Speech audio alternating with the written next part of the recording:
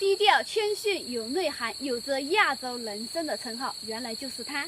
大家好，相信很多人一到中年都会去了解一些植物，特别喜欢关注与自己息息相关的一些中药材，尤其是男同胞。那今天给大家介绍一种它喜欢在阴冷温湿处生长，有着低调谦逊又有内涵的洋火姜。可以说它全身上下都是宝，对中老年人帮助非常大，有着亚洲人参的一个称号。那今天呢，意见呢带大家一起去认识并了解一下，看一下在你们的家乡有没有，你们认不认识？走吧。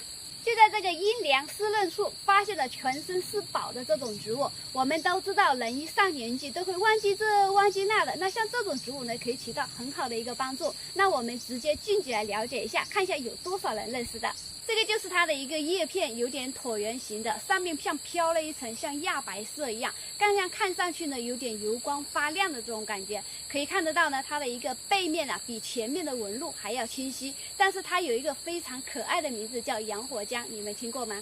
它的叶片跟洋芋有点相似，它的枝杆是这种圆柱体绿色的，承载着它的一个叶片互生生长上去。除了称它为洋火姜之外，其实它真正的学名就叫榄核，是属于姜科属多年生的草本植物。我们这样子看，是不是它平凡无奇？因为它不喜欢张扬，所以有人称它为低调谦逊有内涵的一个兰核。也许有人会说，我也想要去找到它，去哪里找呢？一般会在一些树林下、小河边或者是屋檐下，都是它爱待的地方，那里就有它们的一个身影。像它可以说是药食兼用的一种植物，像根茎叶都可以供于药用，是非常高的一些药用价值。像刚刚所说的，对一些老人家经常忘这忘那的，能起到一定的帮助。当你不懂不知道怎么使用的情况下，一定要在专业的人士指导下进行使用较为合适。听我们这边有一位老人家称，像它的一个根部非常的漂亮，因为价值非常高，所以说称它为亚洲人参。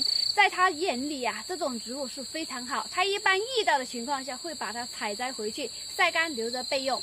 我们今天来的有点早，很可惜没有看到它的一个花朵。像它的花期是每年的7月份到9月份，果期是9月份到11月份。像它的果子啊是这种黑色的，有点模子状的，非常的漂亮。刚刚还特意去某宝上查了一下，它要30块钱一斤，卖的也是非常的昂贵，而且是新鲜采挖的。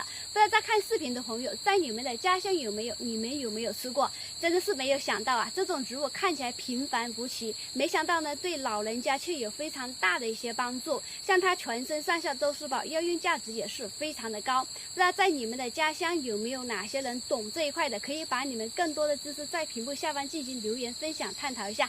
如果想把这种植物让更多的人知道，可以点点你们的金手指，把它转发出去，让更多的人知道，才能体现它的一个价值所在。好了，本期的视频呢就给大家先分享到这里，喜欢我视频点赞分享加个关注，下期带你了解更多的农村植物知识，拜拜。